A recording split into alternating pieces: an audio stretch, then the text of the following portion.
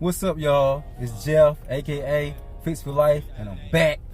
Talk about them Bible lessons that I told y'all I was gonna do last time. But what I want to talk about is the introduction before he gave the 10 Commandments. The introduction right before he gave the 10 Commandments in Exodus chapter 20, verse 1 and 2. And I'm trying to keep this short because I ain't trying to kill a lot of people's time. Even though some may want to hear it, some may not. Anyway, anyhow, Exodus chapter 20, verse 1 and 2. And God spoke all these words, saying, I am the Lord, thy God, which have brought thee out of the land of Egypt, out of the house of bondage. Now, my thoughts. Why would God remind us of our deliverance? Of our deliverance and bondage? Why would God remind us of our deliverance and bondage?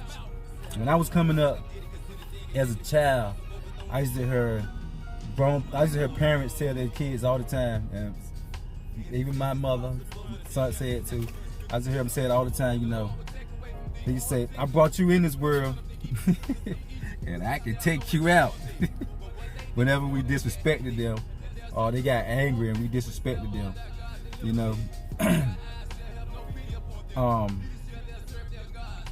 So parents reminded us that they brought us into this world, that they could take us out. It's almost kind of like God's reminding us that, the same thing that He brought us out of the land.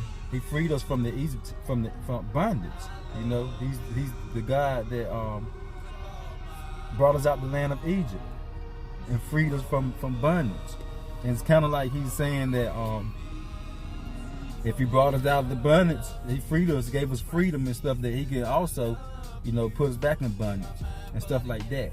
But at the same time, there's another side to it. It also represents, sort of like love. A mother carrying a child around in her womb. She talks to the child. She rubs her stomach as if she's rubbing the child.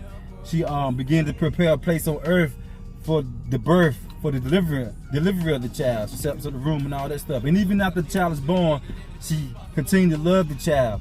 Even after the child is fully grown, she still loves the child, not all the days of her life. 9 times out of 10, most parents do.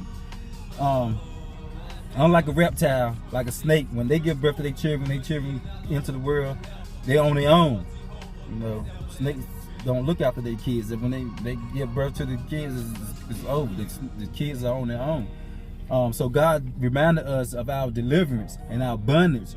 It's kind of like reminding us how much He loves us, that He loves us so much that He delivers us from our bondage. And He also wants us to remember how life was without Him, without respect and love for Him when we was in bondage. Kind of like that. And if you love God, then you respect Him and you will obey His commandments.